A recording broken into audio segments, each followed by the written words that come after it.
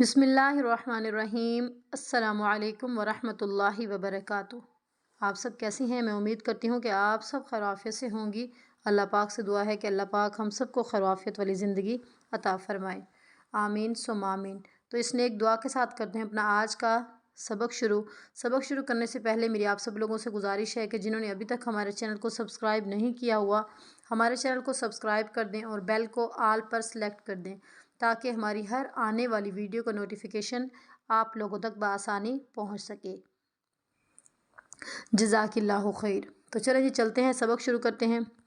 اعوذ باللہ من الشیطان الرجیم، بسم اللہ الرحمن الرحیم۔ کل کا بھی جنہوں نے سبق سنایا ہے تو قرآن پاک کا بہت اچھا سنایا ہے، لیکن اس کی پریکٹس میں کچھ کمی تھی آپ لوگوں کی۔ اب یہ دیکھیں کیا ہے، زبر کی حرکت، زبر زیر پیش والے حرف کو ہمیں بالکل بھی لمبا نہیں کرنا۔ چلیں جی میرے ساتھ مل کر آپ لوگ بھی پریکٹس کریں۔ دارا، دارا، دارا، داعا، داعا۔ آپ نے کیسے پڑھا تھا کل؟ داعا، اس کو نہیں کھینچا، دوسرے حرف کو کھینچ دیا، یہ غلطی نہیں کرنی۔ داقا، داقا، داما، داما، ذابا، ذابا، ذاہا، ذاہا، رابا، رابا، راجا، راجا، رافا، رافا، راما، راما، زالا، زالا، سارا، سارا۔ جوڑوں کے ساتھ آپ نے پریکٹس کرنی ہے، لیکن جو مجھے سنانا ہے وہ جوڑوں کے بغیر سنانا ہے۔ ساکا، ساکا، سالا، سالا، سانا، سانا، شارا، شارا۔ را کے اوپر جب بھی زبر یا پیش ہوگی تو را کو ہمیں ہمیشہ کیا کرنا ہے؟ موٹا پڑھنا ہے، یعنی کہ پر پڑھنا ہے۔ صودا، صودا، صودا، صوما، صوما، طابا، طابا۔ یہاں پہ تابا کی آواز نہ آئے، ٹھیک ہے؟ اسے ہمیں تابا نہیں پڑھنا، طابا، طابا، طاشا، طاشا، عابا، عابا، عاسا، عاسا، عالا، عالا، عاما، عاما۔ تو اس کا جو ہے پیج ہے یہ میں آپ کے پاس سینڈ کر دوں گی انشاءاللہ۔ تو سبق آپ نے وہاں سے سنانا ہے، باقی پریکٹس جو ہے ساتھ ساتھ ویڈیو کے اندر کرنی ہے۔ اب چلتے ہیں اما پارے کی طرف۔ بسم اللہ الرحمن الرحیم۔ ایک مرتبہ کل والا سبق بھی اکٹھے رپیٹ کر لیتے ہیں۔ آپ نے جو سبق سنانا ہے تو آپ نے ایسے کرنا ہے کہ پوری کمپلیٹ سورت سنانی ہے۔ قل اعوذ برب الفلق من شر ما خلق ومن شر غاسق اذا وقب ومن شر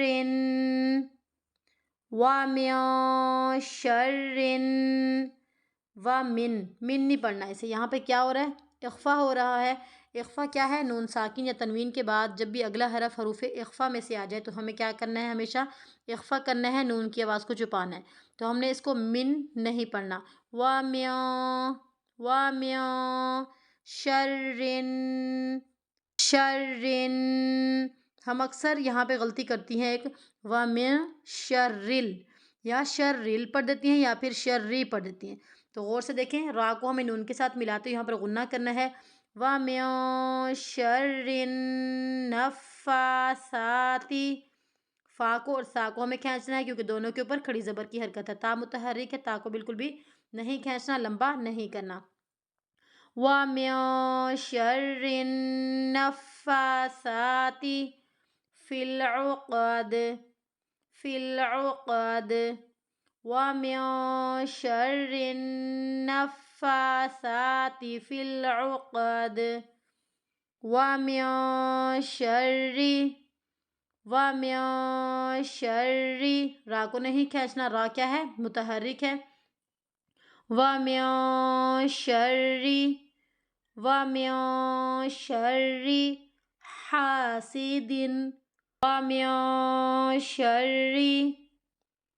وَمِن شَرِّ من پہ کیا ہو رہا ہے؟ اخفا ہو رہا ہے، ہم نے نون کی آواز کو چھپانا ہے۔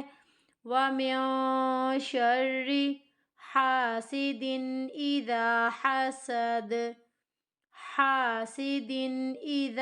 حَسَدَ ہاں کو ہمیں کھینچنا ہے ایک الف کی مقدار کے برابر، کیونکہ حروف مد میں سے ہے۔ سین متحرک ہے، سین کو ہمیں نہیں کھینچنا۔ دال دو زیر دن کیا ہے؟ تنوین کے بعد اگلا حرف کیا ہے؟ حروف ہلکی میں سے ہے، تو اسے ہمیں یہاں پہ اظہار ہوگا، یہاں پہ ہمیں اخفا نہیں کرنا، غنہ نہیں کرنا، رکنا نہیں ہے۔ کیسے پڑھیں گی؟ حاسد اذا بس ظاہر کرنا ہے، ظاہر کے بعد آگے اگلا حرف ہم نے شروع کر دینا ہے۔ اور آگے سین کو دال کے ساتھ ملا تو یہاں پر ہم نے قلقلہ کرنا ہے، کیونکہ قلقلہ کے حروف میں سے ہے قطب جد میں سے۔ جب بھی قاف، طاء، با، جیم اور دال میں سے کوئی حرف ساکن ہو جائے، اب یہاں پر دیکھیں یہ آیت ختم ہو رہی ہے تو دال کو ہم نے کیا کر دینا ہے؟ ساکن۔ اب قطب جد میں سے دال آ گیا، یہ ساکن ہو گیا، تو یہاں پر ہم نے ان کی آواز کو کیا کرنا ہے؟ ہلا کر پڑھنا ہے۔ کیسے پڑھیں گی؟ وَمِن شَرِّ حَاسِدٍ إِذَا حَسَدَ اب دوبارہ سے ایک مرتبہ صورت کو شروع سے دہراتے ہیں۔ بسم اللہ الرحمن الرحیم قل اعوذ برب الفلق من شر ما خلق ومن شر غاسق اذا وقب ومن شر النفاثات في العقد وَمِن شَرِّ حَاسِدٍ إِذَا حَسَدَ تو یہ تھا ہمارا آج کا سبق۔ انشاءاللہ کل ایک نیو سبق کے ساتھ، کل تک کے لیے اللہ حافظ۔